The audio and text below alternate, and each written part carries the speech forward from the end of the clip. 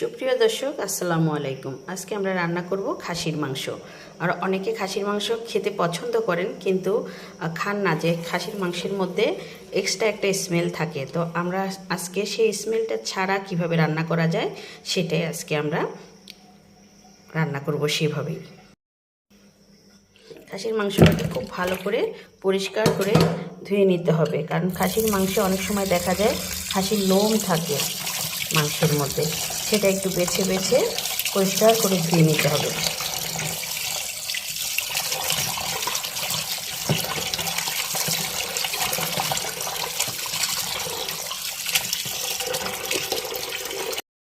খাসির মাংসটার মধ্যে আমি হলুদ, মরিচের গুঁড়া, হলুদের গুঁড়া, লবণ, ধনিয়ার গুঁড়া এবং যা যা মশলা দেওয়ার দরকার সব কিছুই আমি একসাথে দিয়ে মাখিয়ে নিব এখন। আর তার সাথে দিয়ে দিব এই যে একটু সরিষার তেল দিয়ে খুব ভালো করে আমি মেখে নিব।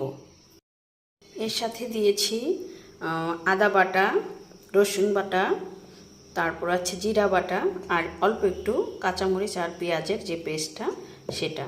এবার খুব ভালো করে আমি মেখে নিব এটাকে।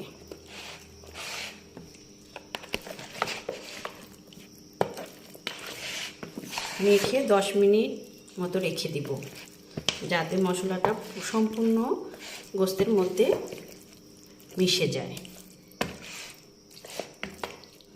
খুব ভালো করে মাখিয়ে নেব এখন।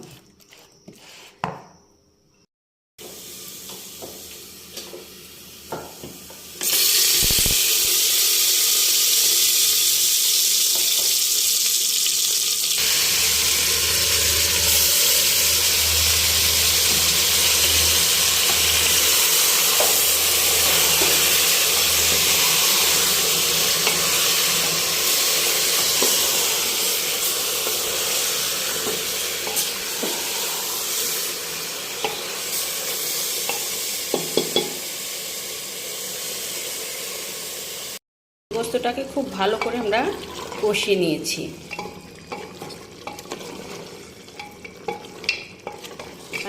গোস্ত যত কষাবে তত কিন্তু খাসির যে বাজে স্মেলটা সেটা চলে যাবে।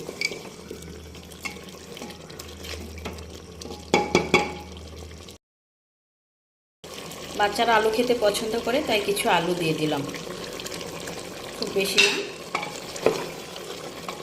এবার খুব ভালো করে নেড়ে দিচ্ছি।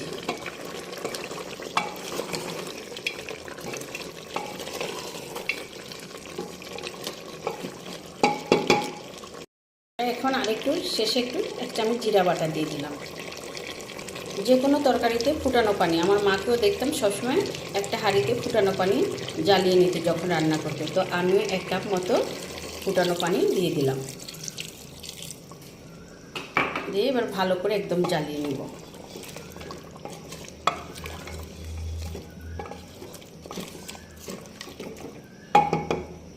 মাশাআল্লাহ, আমার রান্নাটা দেখতে কিন্তু অনেক সুন্দর হয়েছে, আর খেতেও অনেক মজাদার হবে। আর কিছুক্ষণের মধ্যে আমি চুলাটা বন্ধ করে দিব।